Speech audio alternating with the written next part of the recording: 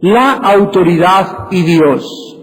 Estamos ya al aire y pedimos quietud y reverencia a la palabra de Dios. En esta mañana, el tema que vamos a abordar se titula 4 esferas de autoridad. 4 esferas de autoridad. Y vamos a ver en esta mañana las 4 esferas donde Dios ha delegado su autoridad. En el mundo, en la iglesia, en la familia y en el reino espiritual. Desde el principio, cuando solamente existía en el cielo la voluntad de Dios, había un solo reino y una sola voluntad, pero algo pasó en el cielo cuando un querubín llamado Lucifer se rebeló contra Dios. Desde la rebelión satánica de este querubín llamado Lucifer, ahora existen en el universo 2 voluntades. Ahora existen en el universo 2 poderes. Ahora existen en el universo 2 voluntades y 2 reinos. El de Dios y el de Satanás. Y todos los seres creados que existen en el universo han tenido la oportunidad, y la tenemos nosotros mientras estamos vivos, de someternos voluntariamente a cualquiera de los 2 reinos. O servimos a Dios o servimos a Satanás. O servimos a la luz o vivimos en tinieblas. Una de las preguntas teológicas y filosóficas más profundas que el ser humano pueda expresar es la siguiente: ¿por qué Dios permitió el mal? Casi siempre, cuando tenemos debates con personas ateas, sacan inmediatamente a relucir esta incógnita e interrogante. ¿Por qué Dios permitió que el diablo existiera? ¿Por qué Dios, si es todopoderoso y soberano, permitió la entrada del mal al universo? Y para esto hay 3 respuestas. Número 1, en primer lugar, Dios no nos ha revelado todos los misterios del universo.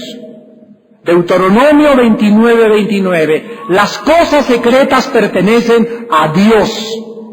Hay cosas en el universo que aunque nosotros pudiéramos tener una respuesta, nuestra capacidad finita no alcanzaría a comprender las cosas que Dios no nos ha revelado. Número 2. El ser humano tiene 2 alternativas o 2 maneras de responder a esta pregunta. Número 1, o te rebelas contra Dios y te enojas contra Dios porque no entiendes esto, y te conviertes en un rebelde en contra del reino de Dios y acabas autodestruyéndote, o le crees a Dios en su palabra que su sabiduría es infinita y aunque no lo entiendas, te sometes a Él y a su voluntad y esperas que cuando Él venga te explique las cosas que aún no podemos entender, y mientras tanto vives en paz, con tranquilidad y con la seguridad de ir a la vida eterna. Entonces el ser humano tiene 2 alternativas cuando él no puede comprender las cosas de Dios. Las personas, repito, que si Dios es Dios, ¿por qué no hice esto? Y Él es un tirano en el universo, etcétera, etcétera. Puedes tomar esa actitud. No hay ningún problema. Pero esta actitud te llevará, de acuerdo a la Biblia, a tu autodestrucción. Vivirás siempre enojado, vivirás envenenado, vivirás lleno de amargura y te autodestruirás tarde o temprano. O bajas la cabeza y levantas los ojos al cielo y le dices: Señor, yo no entiendo muchas cosas que existen en el universo, pero una cosa sé, que hace 2000 años moriste por mí en una cruz. que pagaste con tu sangre y que en esa cruz tú me mostraste al sacrificar a tu Hijo que me amas. Y eso me basta ahorita para seguir viviendo, que Dios me ama. Y aunque no entiendo todo su plan, me someto voluntariamente a su autoridad por ese amor que Él tuvo por mí en la cruz del Calvario.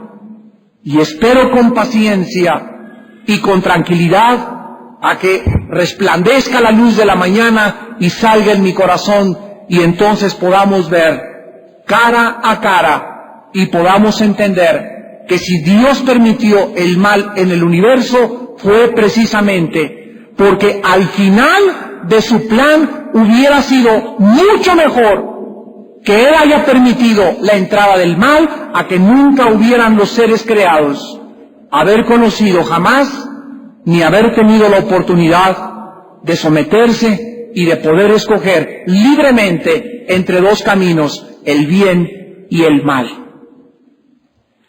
El reino de Dios está establecido sobre su autoridad. La Biblia dice que hay un Dios que gobierna el universo y Él como legislador, Él como rey, tiene todas las prerrogativas y tiene todo el derecho de poder decirnos qué cosa debemos hacer. Él tiene el derecho de mandarnos. Él tiene el derecho de invitarnos a que nos sometamos a sus leyes y le obedezcamos. Cuando los cristianos nos convertimos y el Espíritu Santo entra a nuestra vida y comenzamos a ser iluminados ante el reino de Dios, Dios quiere que nosotros inmediatamente reconozcamos estas 4 esferas de autoridad. Dios nos llama, amados hermanos y hermanas en Jesucristo, Dios nos llama a su reino a obedecer. Nos llama a someternos, nos llama a sujetarnos, nos llama a bajar la cabeza. Bienaventurados los mansos. ¿Quiénes son los mansos? Los que han dejado de pelear contra Dios. Los que ya no se le ponen al brinco a Dios, los que ya no discuten contra Dios, los que callan y bajan la cabeza y dicen, Señor, yo no conozco como debería de conocer, y aunque no entiendo muchas cosas, Padre, tú me amas y tú tienes el mejor plan para mi vida y yo confío en ti. Y este confiar en Dios es lo que la Biblia llama la fe. ¿Qué es la fe? Confiar en lo que no vemos. ¿Qué es la fe? Confiar en lo que no oímos. ¿Qué es la fe? Confiar en lo que no sentimos. ¿Qué es la fe? Confiar en lo que está escrito. Y a Dios le agradas solamente creyéndole y confiando lo que está escrito en su santa palabra. Veamos a continuación la primera esfera de autoridad o la primera área de autoridad en la que Dios ha delegado su poder y que Él quiere que nosotros nos sometamos. La autoridad que Dios ha delegado en los gobiernos civiles. Los gobiernos existen, las naciones existen, los países existen bajo el principio de la autoridad. Escúchenme por favor con mucha atención. En los tiempos en que estamos viviendo en 1998 en el mundo entero, los cristianos estamos viendo con nuestros ojos la oposición a la autoridad civil.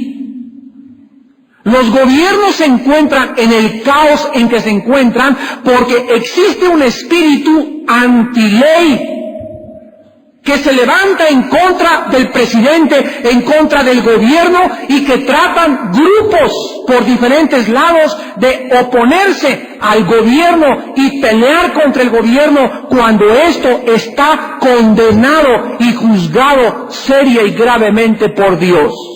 Romanos capítulo 13. Sométase toda persona a las autoridades superiores, porque no hay autoridad sino de parte de Dios. Y las que hay, o sea, los presidentes de la República, los gobernantes, el secretario de Hacienda, el secretario de Gobernación, los jefes de policía, todas las autoridades que hay, por Dios han sido establecidas. De modo que quien se opone a la autoridad, a lo establecido por Dios, resiste. Y los que resisten, los que se oponen a la autoridad, acarrean condenación para sí mismos.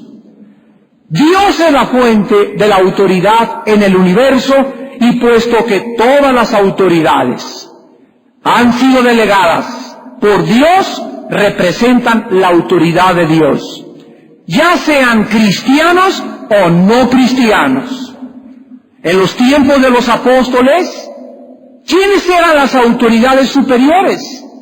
El César, el emperador Nerón y Domiciano, que fueron los más crueles contra los cristianos. Y cuando Cristo vino a este mundo, Él se sometió al César y le pagó al gobierno del César impuestos. Y no dijo, él es un cruel, él es un sanguinario, no merece esto. Él le dijo, páguele al César, denle al gobierno lo que le pertenece al César y denle a Dios lo que le pertenece a Dios. Si somos cristianos, tenemos responsabilidades hacia nuestro gobierno y tenemos que pagar nuestros impuestos y tenemos que someternos a nuestro gobierno. Aunque el gobierno sea comunista, aunque el gobierno sea autoritario o totalitario, debemos estar sujetos a las autoridades, porque es Dios el que quita y el que pone a esos gobernantes. Donde quiera que la gente encuentre la autoridad, se encuentra con Dios. Dice este pasaje que el que se opone a la autoridad, a lo establecido por Dios, resiste. O sea que Dios no solo nos exhorta a que nos sometamos a la autoridad, sino que también se nos advierte que si nosotros no lo hacemos, estamos resistiendo a Dios. ¿Por qué? Porque Dios tiene un plan perfecto a través de los gobernantes en el mundo entero. Miren, por ejemplo, el pueblo de Israel se rebeló contra Dios. Y en el libro de Daniel, capítulo 1, vayamos inmediatamente a este libro tan maravilloso, donde el Espíritu Santo nos revela la profundidad de los caminos de Dios que no alcanzamos a comprender. Dice en Daniel, capítulo 1, en el año 3 del reinado de Joacim, rey de Judá. Vino Nabucodonosor, rey de Babilonia, a Jerusalén y la sitió. Aquí nos encontramos ante una invasión. ¿Y a quién están invadiendo? Nada más ni nada menos que al pueblo, a la nación que Dios escogió para que fueran testigos y testimonio de Él a todas las naciones, a la nación de Israel. Y cuando fueron rodeadas, en el año 586 sucedió esto antes de Jesucristo, por los ejércitos babilonios, el versículo 2 nos revela que el Señor, o sea, no Nabucodonosor, fue Dios quien entregó al rey Joacim y a los judíos y a todos los utensilios y permitió que los trajeran y se los llevaran a la tierra de Sinar, a la tierra de los caldeos, porque fue la voluntad de Dios que Nabucodonosor fuera su instrumento para castigar a su pueblo. Ustedes sabían que si Hitler, aunque él es culpable y aunque Dios condenó después y juzgó a Nabucodonosor, aunque Nabucodonosor y Hitler fueron instrumentos de Dios, si Hitler no hubiera perseguido a los judíos, ni el mundo se hubiera espantado ante la masacre del holocausto nazi, los judíos no hubieran regresado a su tierra. ¿Qué ¿Qué fue lo que hizo que los judíos regresaran a su tierra? La persecución de los nazis.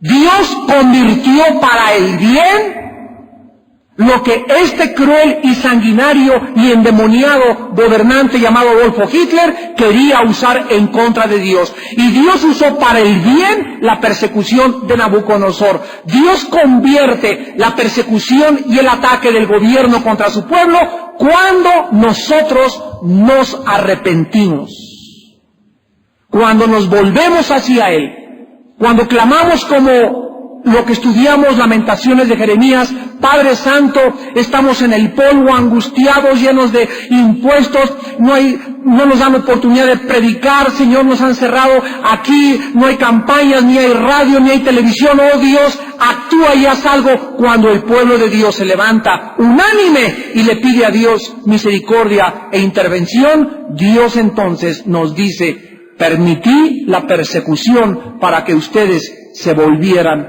a mí. No hay posibilidad de rebelión sin juicio. Cualquiera que se rebele contra cualquier autoridad, y estamos hablando ahorita de las autoridades civiles, vas a acarrear condenación o juicio para tu persona, para tu familia y para tu trabajo. Durante el principio de la creación, vayamos a Génesis capítulo 9.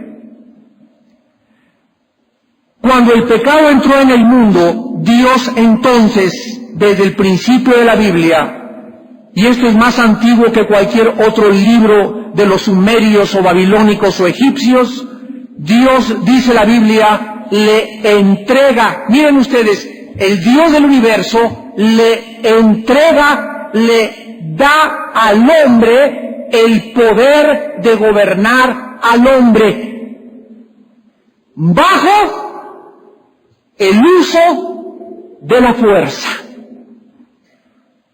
Dios le entrega y le concede la prerrogativa al ser humano para que el ser humano pueda ejercer la pena capital,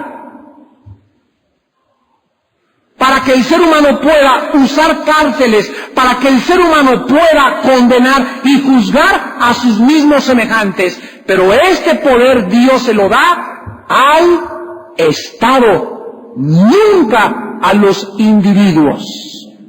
Génesis 9, versículo 6, y le dice Dios a Noé: el que derramare sangre de hombre, por el hombre su sangre será derramada, porque a imagen de Dios es hecho el hombre. En otras palabras, si un hombre le quita la vida a otro hombre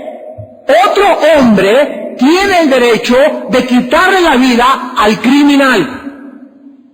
¿Y cuál es la base de esta prerrogativa? Ahí lo dice en el versículo 6, porque los seres humanos llevamos dentro de nosotros la imagen y la semejanza de Dios. En otras palabras,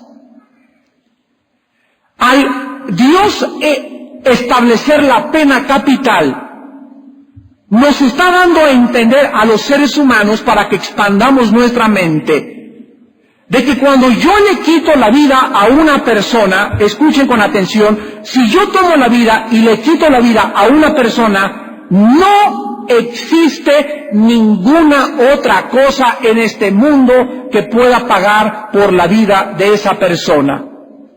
Aunque yo esté en la cárcel 50 años, no pago la vida de esa persona. 100 años de trabajos forzados no pagan la vida de esa persona. Aunque me cuelguen y me torturen, no pagan las torturas la vida de esa persona. 50,000 millones de dólares no valen lo que vale una alma humana. Para que nosotros entendamos lo que vale una alma humana, la única cosa que paga por la otra vida es la misma vida de la otra persona. Entonces, así los seres humanos tenemos que entender que para Dios la sangre es preciosa y la vida humana es preciosa. Aquí está la dignidad de la vida humana. Entonces, un criminal tiene que saber que solamente su vida paga por la otra vida. porque es la misma sangre la que Él derramó. No hay nada que pague más que la propia sangre de la persona que le quitó la vida a la otra persona.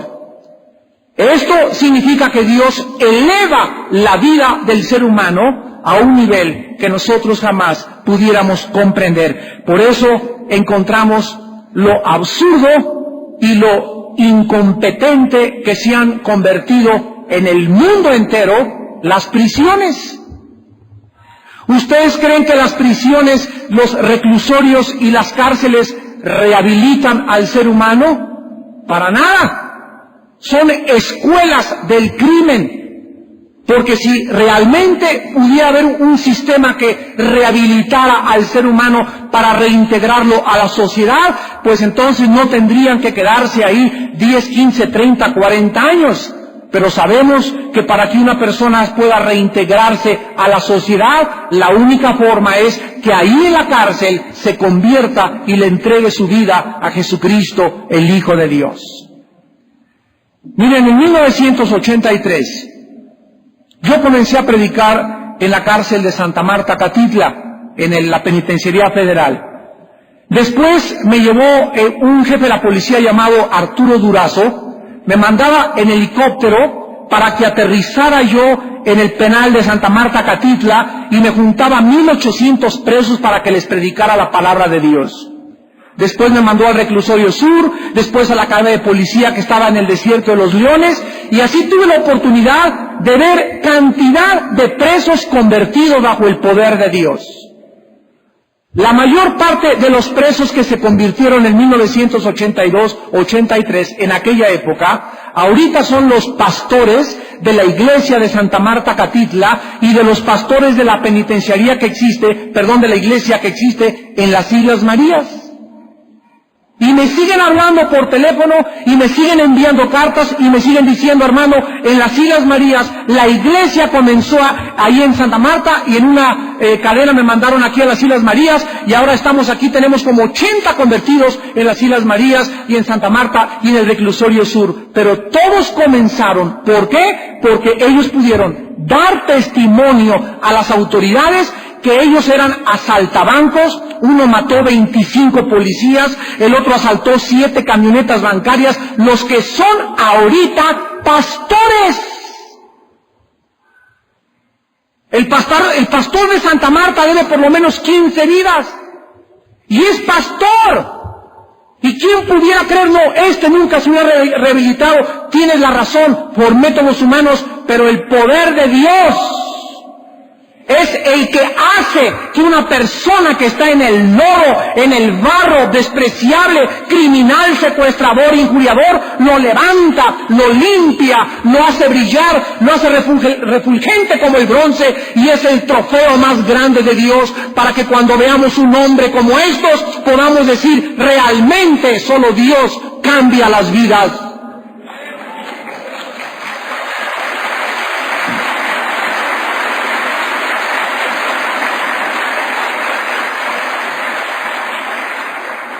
Desde Génesis 9:6, al entregarle Dios al ser humano la prerrogativa de la pena capital y de castigar a sus semejantes, han existido el ejército, la policía, las cárceles.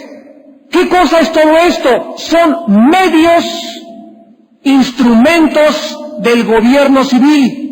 ¿Para qué? Cuando un gobernante sube al trono y se sienta en la silla presidencial, sabe que tiene que gobernar a 10, 20, 30 millones de seres humanos, que en sus corazones existe la maldad, el pecado.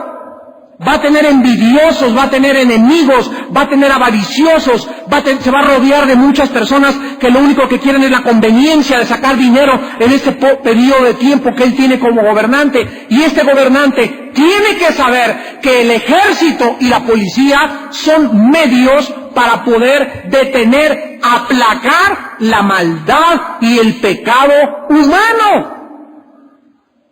Y si el gobernante en su silla presidencial no usa la fuerza, el pueblo le da pinochetazo.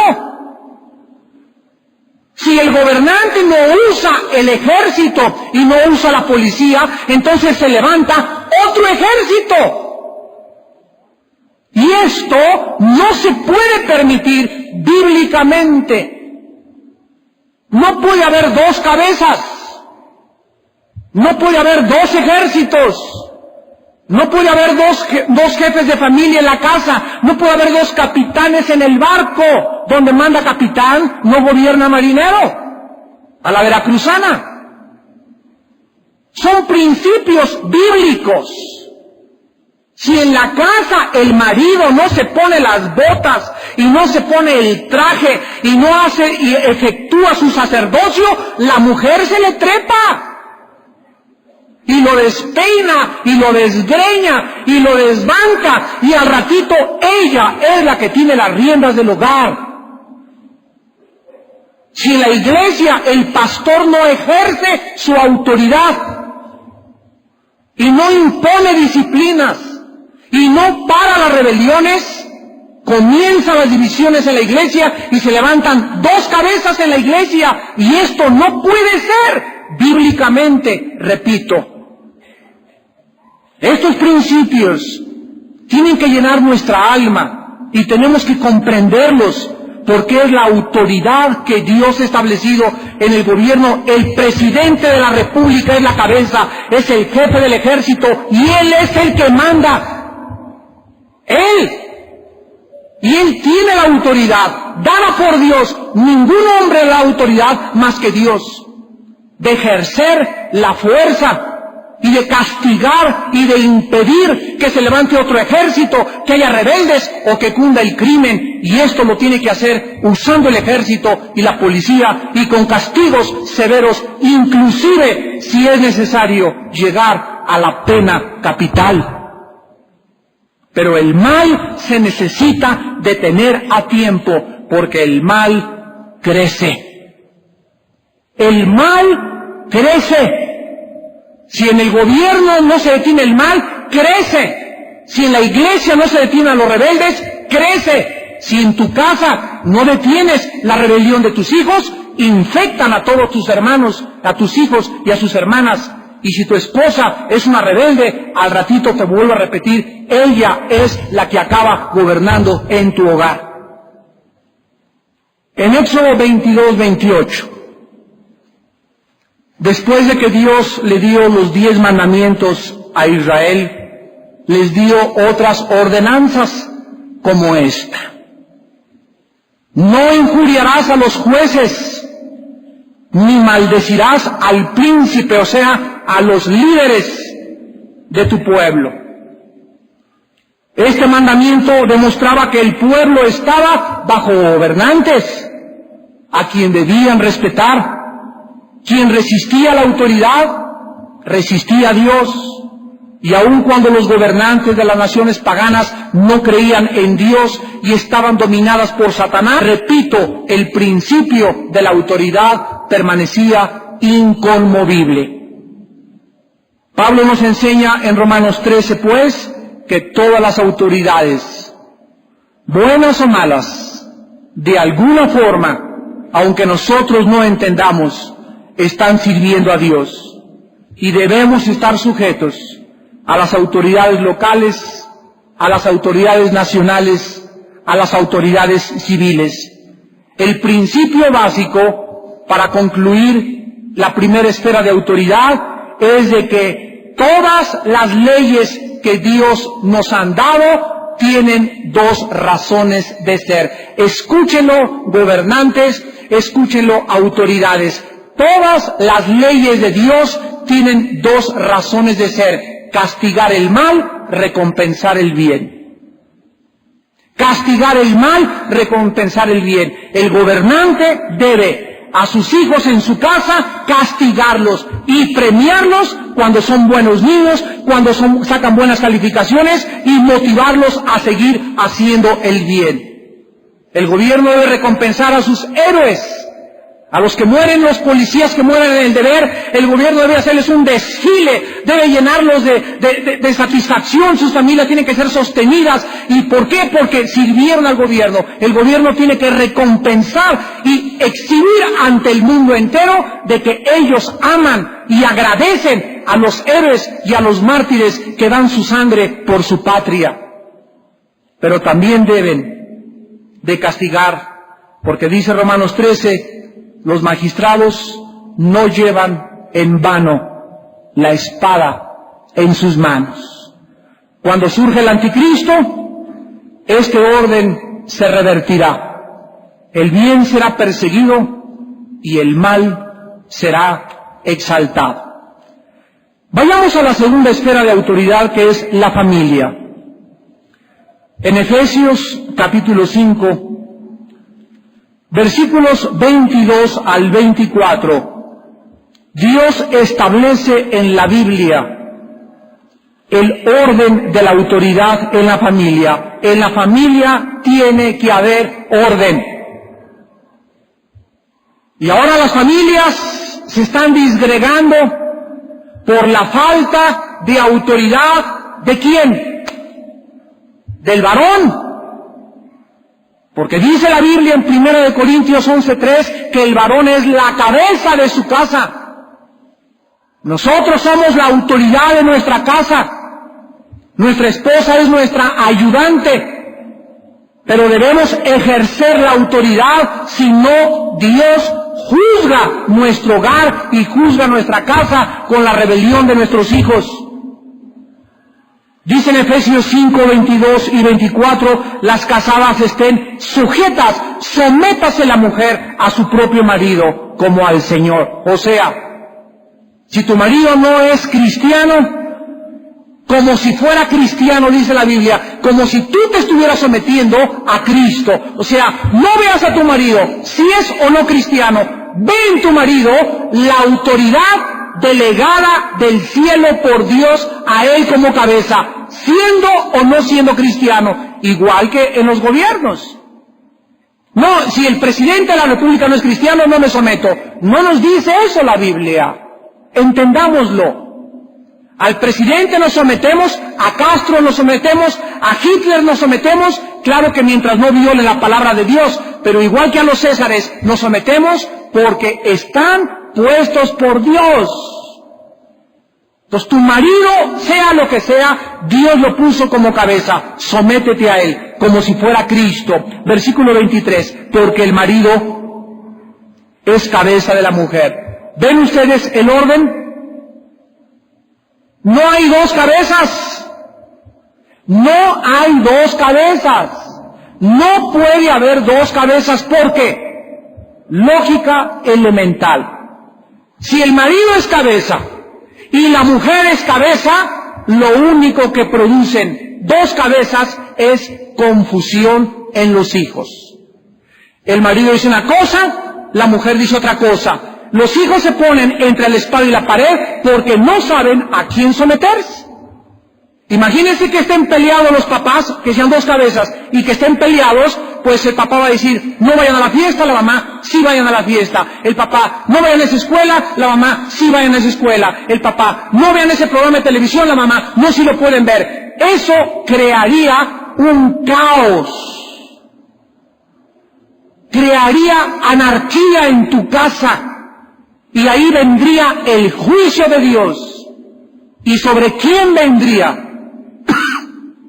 La Biblia dice que sobre aquellos que resisten a la autoridad.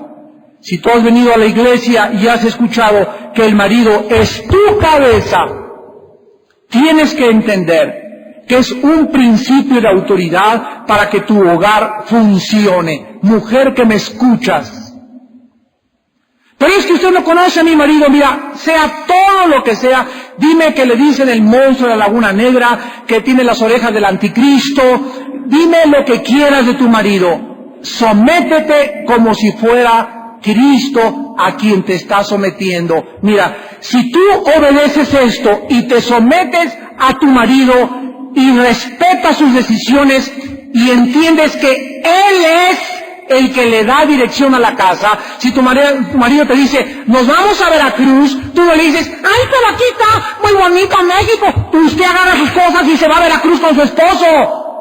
Pero a mi mamá la voy a dejar sola. Dejará el hombre a su padre y a su madre y se unirá a su mujer. Ya dejaste al gato y al perico y a tu cuñado y a tu padrino y a todos Tú tienes que seguir a tu esposo a donde quiera que va.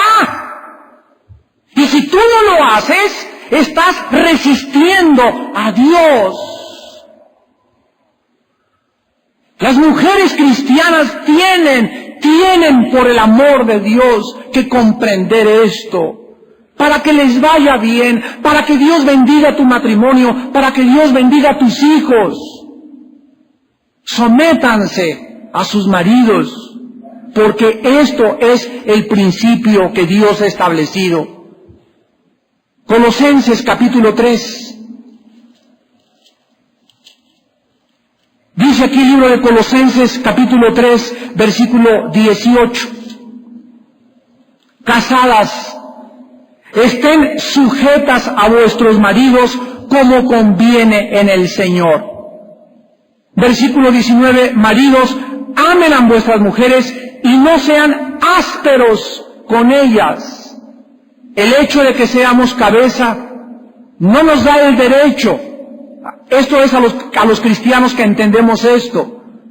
No nos da el derecho de maltratar a nuestra esposa, ni tampoco faltarle el respeto a nuestra esposa, ni menos tratarla como una sirvienta, ni como una criada, porque son coherederas nuestras en el reino de Dios.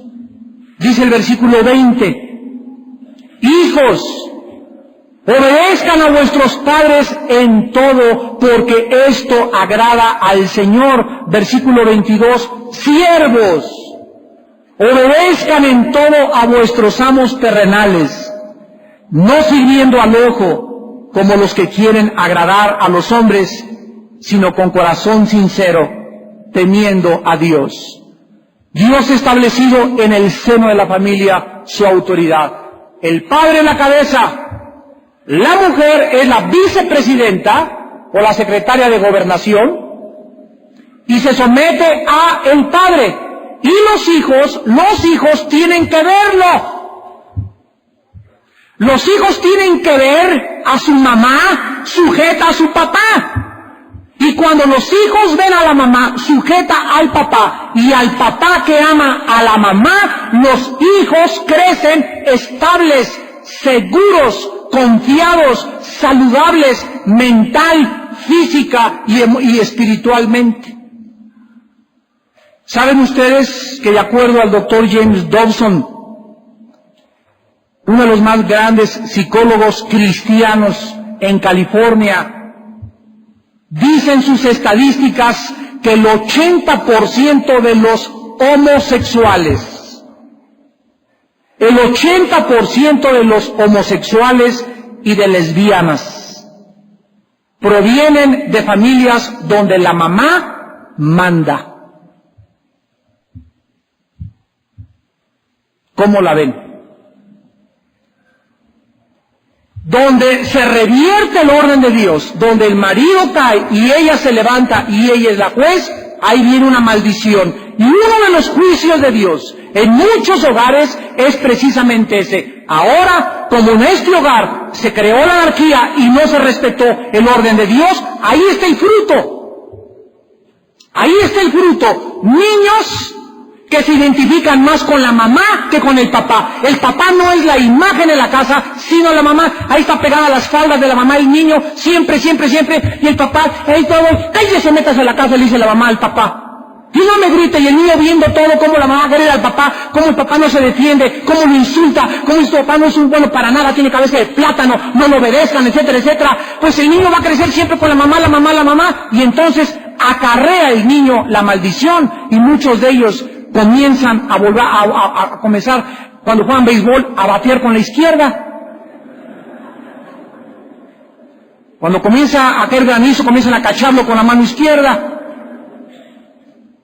Rebelarse contra el padre de familia es resistir la autoridad de Dios. La esposa no debe ver al marido, repito, si le cae bien o no le cae bien, si es justo, sino tiene que ver la autoridad delegada por Dios en él. Vayamos ahora al libro de Tito. Tito Capotito. Está antes del libro de Hebreos. Tito capítulo 2, versículos 4 y 5. también hay para las viejitas. Tito 2, del 3 al 5. Las ancianas, las viejitas, ¿verdad?, las señoras ya de edad, sean reverentes en su porte. La Biblia dice que las viejitas, porque están viejitas, no deben abandonar su manera de vestir. No hay cosa más fea que una viejita toda desaliñada y toda sucia, ¿verdad? Porque ahora sí te van a decir brujilda.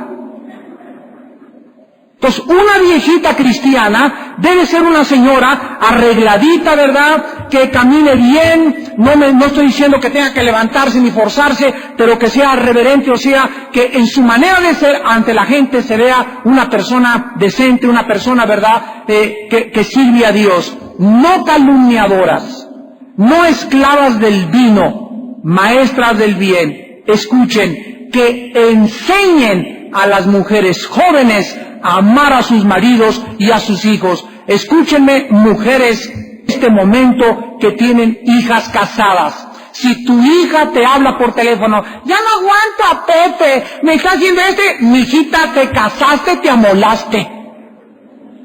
Nunca una mujer le debe aconsejar a su hija abandonar a su marido.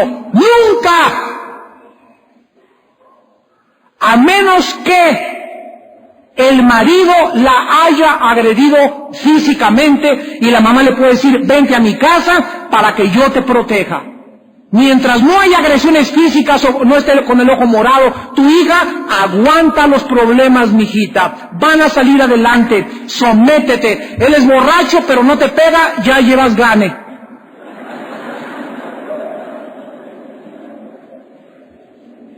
Pero aconséjeles, por favor.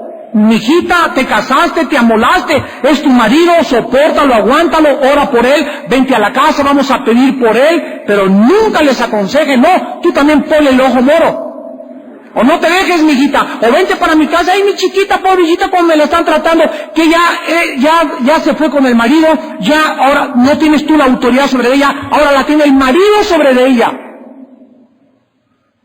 Génesis 2, 24 y 25, cuando el matrimonio se lleva a cabo, los papás quedamos en segundo lugar. ¿Escucharon?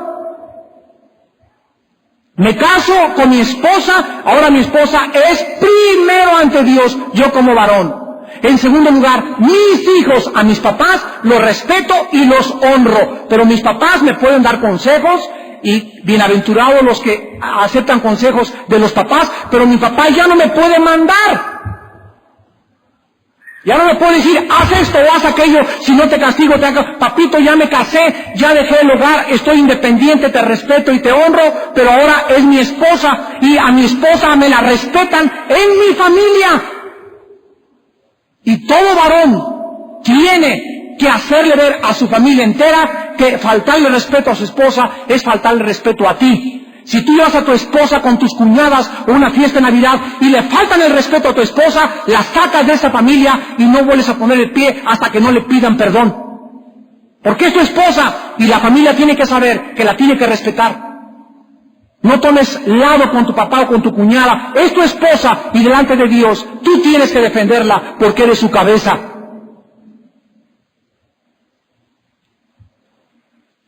Y dice aquí en Tito 2, versículo 5,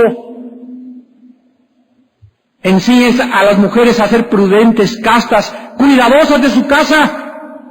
¿Cuántas mujeres se vinieron hoy en la mañana aquí al servicio sin haber lavado los trastes?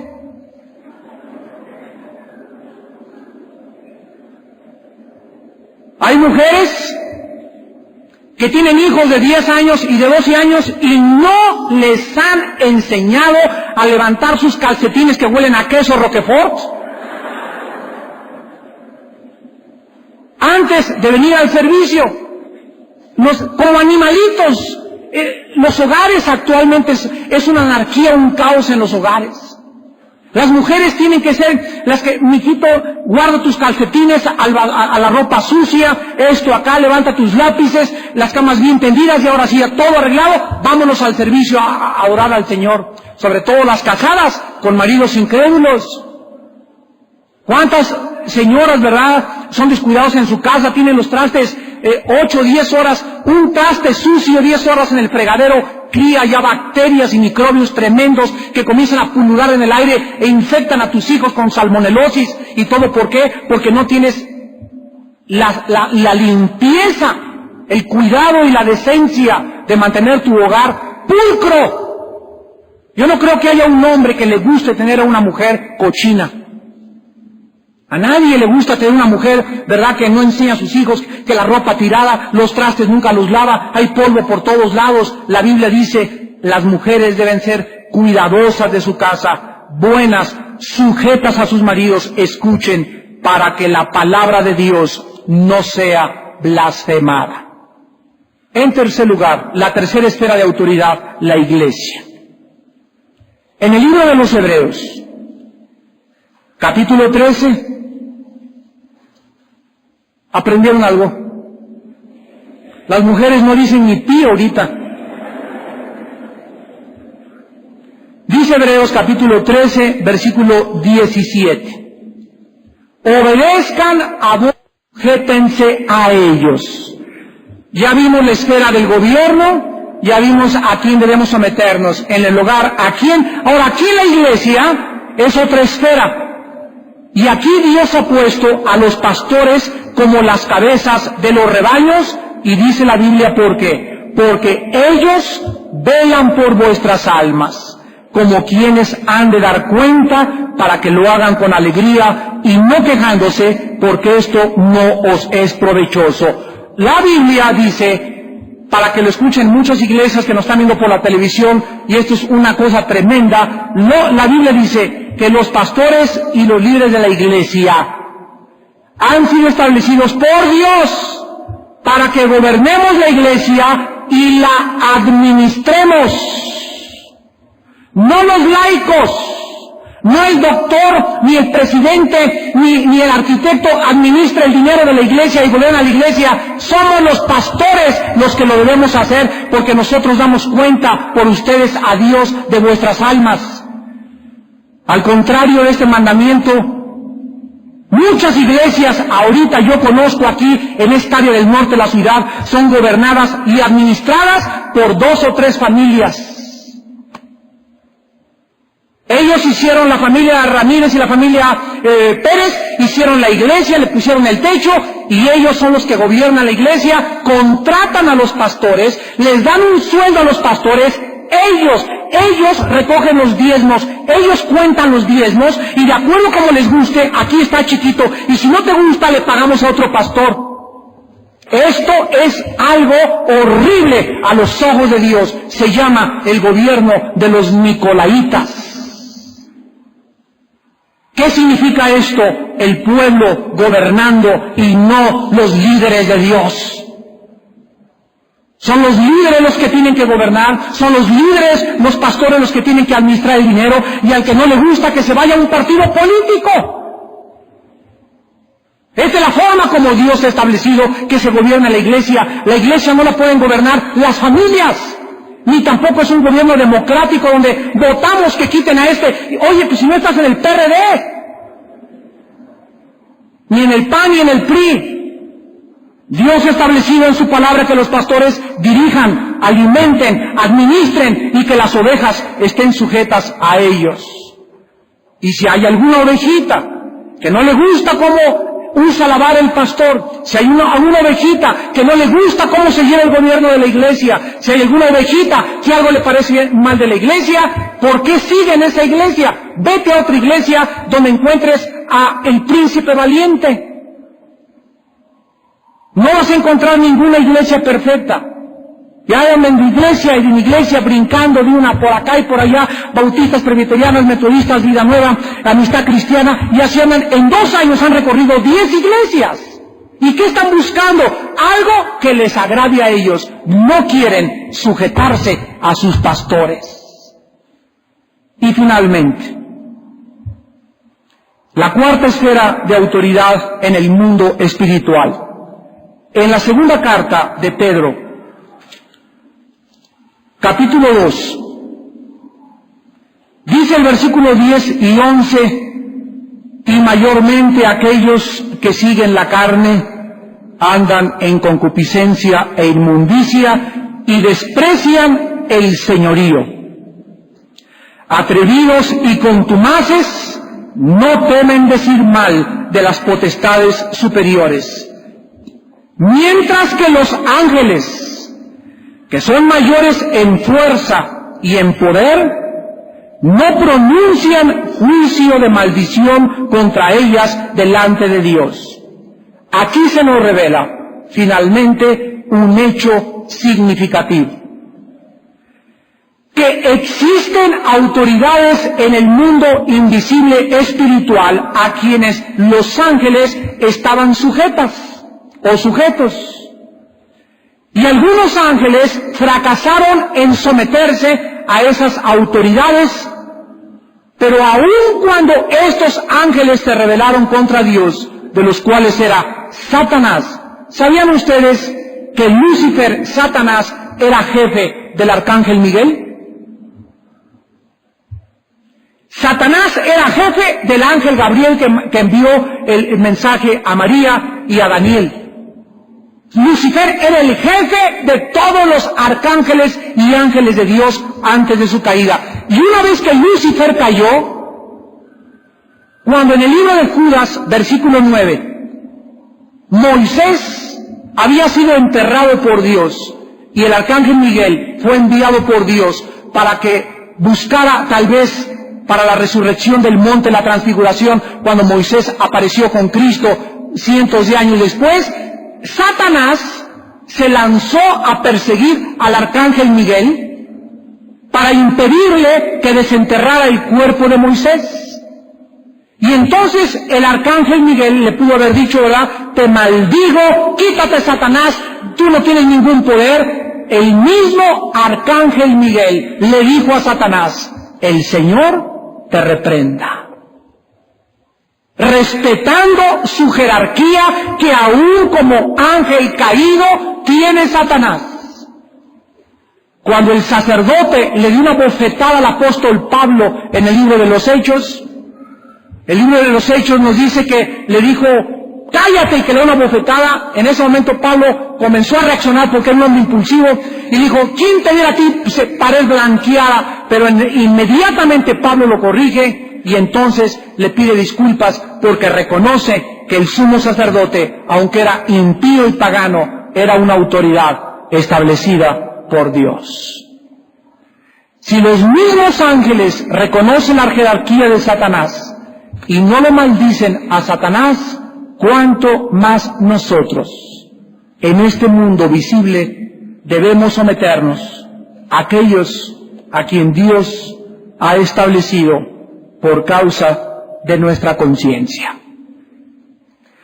Si ustedes, cristianos, no comprenden y no se someten, si ustedes, hijos, no se obedecen y se sujetan a sus padres, si ustedes que trabajan en el gobierno no se someten a los gobernantes, si nosotros que pagamos impuestos evadimos impuestos, estamos acarreando el juicio contra nuestra propia vida, contra nuestra familia, contra nuestros intereses, porque estamos resistiendo la autoridad de Dios. Nunca ninguno de ustedes se atreva a juzgar o a condenar o a proferir maldición o a criticar al gobierno de la República Mexicana de nuestros Estados Unidos, ni de tampoco del país a donde ustedes vayan. Nunca critiquen al presidente, sino que oren por sus gobernantes. Pídale a Dios que a nuestro presidente le dé sabiduría. Paguen sus impuestos, sométete al patrullero que se pasó el alto. Mi jefe, aquí me cuadro ante usted es la autoridad. Usted dice que me pasé el alto, yo digo que no. No puedo discutir contra usted cómo quiere que le hagamos. Deme el ticket y hágame la multa, pero yo no me le pongo al brinco a la policía. Aquí abajo en el estacionamiento del centro cívico hay hermanos con un gafete que dice seguridad, que están cuidando tu coche. Cuando él te diga no te estaciones ahí, estacionate ahí, te cuadras porque es autoridad, pero ese mamarracho, ¿quién lo puso? ¡Dios! Dios. Algún estacionamiento, el que te va a limpiar el carro y está acomodando los carros con su silbatito y con su cachuchita y no trae placa ni nada, pero es autoridad ahí y está viviendo de eso. Sométete. Sométete, orgulloso y soberbio, ser humano que no quieres más que mandar tú mismo. Y esta humildad es lo que Dios recompensa, porque si no hay obediencia a la autoridad, el mundo se precipita a su propia autodestrucción. Inclinemos la cabeza. En esta mañana es tiempo de pedir perdón a Dios por nuestra rebelión, por nuestro orgullo, porque no queremos someternos tan fácilmente a las autoridades establecidas por Él en las Sagradas Escrituras. En esta mañana pídele perdón a Dios con todo tu corazón de que eres un rebelde al gobierno mexicano. Si tú has hablado mal del gobierno, si tú has enjuiciado al gobierno, no importa de qué partido sean, ellos han sido puestos por Dios. No importa qué filosofía o inclinación tengan, ellos han sido puestos por Dios. Y tú y yo necesitamos orar por ellos para que Dios intervenga. Y si ellos no son justos, Dios y no nosotros los pueda cambiar. Pídele perdón a Dios porque en tu casa, mujer que me escuchas, tienes un corazón tan rebelde que no has querido someterte a tu esposo. Tú tienes que crucificar tu orgullo, tienes que ser humilde como aquel que dio su vida por ti en una cruz,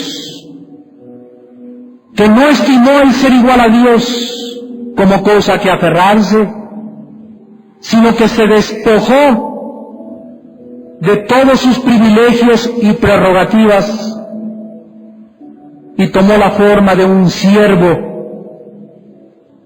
y estando en la condición de hombre, se humilló a sí mismo,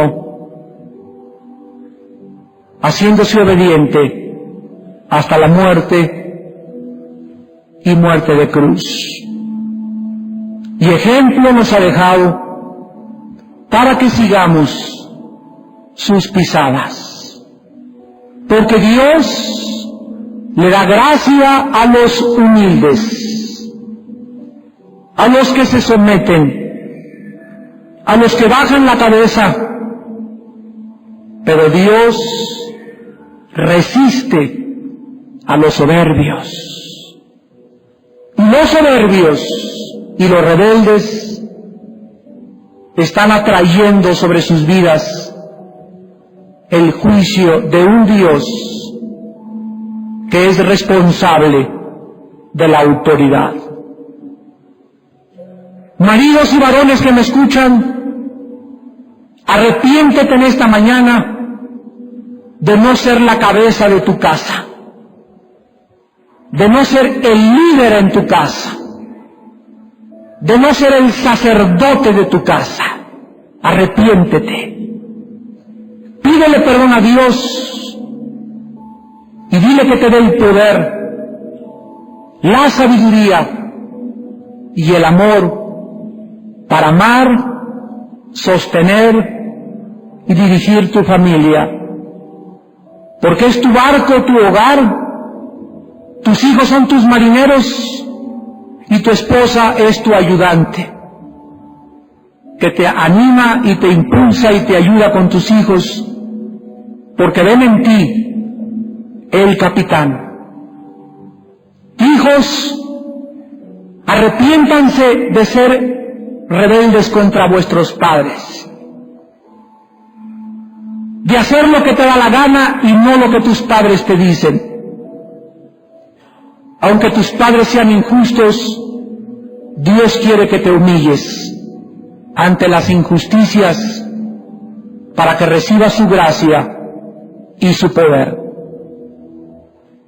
Padre bendito que estás en el cielo, te damos gracias, porque la autoridad ha sido establecida por ti, por causa del pecado, por causa que el universo está infectado por otra voluntad rebelde, que se llama Lucifer y Satanás, y que nos quiere apartar de ti, sin saber que al hacerlo nos sujetamos y nos sometemos a Él, que nos quiere destruir, porque Él vino para matar, robar y destruir. Pero si nos sometemos a ti, Señor, tendremos vida, y vida en abundancia. Tendremos tranquilidad, tendremos paz, tendremos satisfacción, y nuestro hogar prosperará y será bendecido, porque en Él es Jesucristo nuestro Rey. Gracias, Padre Santo, por los principios que nos das en la Biblia para saber cómo vivir una vida justa y piadosa hasta la venida de Cristo, nuestro Señor. Amén.